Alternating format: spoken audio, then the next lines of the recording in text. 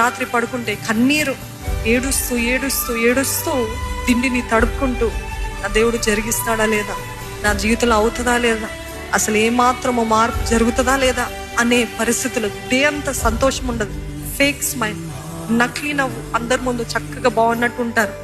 వారు ఎవరైనా జోక్స్ ఇస్తే వారితో చక్కగా ఆడుతూ పాడుతూ ఉన్నట్టు ఉంటారు. కానీ వారి హృదయంలో ఉంటుంది వేదన, భారము. అది ఎవ్వరికి తెలియదు, కేవలం దేవుడు తప్ప.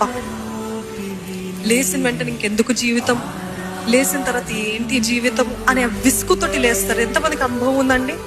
అసలు what is my life, why am I living? ప్రార్థన, నా జీవితం ఇలాగా ఆగిపోవటానికి వీలు లేదు యేసు నామములో. నా జీవితం ఇలాగా స్టాగ్నెంట్ గా, స్టక్ గా నిలిచిపోయిన స్థితిలో ఉండకూడదు యేసు నామములో. నేను ఇంకా పట్టుబడతాను, నేను ఊరుకోను. దేవా నీ సన్నిధి పోరాడతాను. దానియేలు వాళ్ళు 21 రోజులు తీసుకుంటారు, తీసుకోండి. 1 రోజు తీసుకుంటారు, తీసుకోండి. ఎన్ని రోజులు, ఎన్ని సంవత్సరాలు మీరు ఉపవాసం ఉన్నారనేది లెక్క కాదు. మీ జీవితంలో రిజల్ట్స్ కనపడుతున్నాయా, వస్తున్నాయా, ప్రతిఫలం వస్తుందా, మీ జీవితం ఏమైనా మార్పు కలుగుతుంది. ఆ మార్పు కోసం అది వచ్చేంత వరకు పోరాడండి.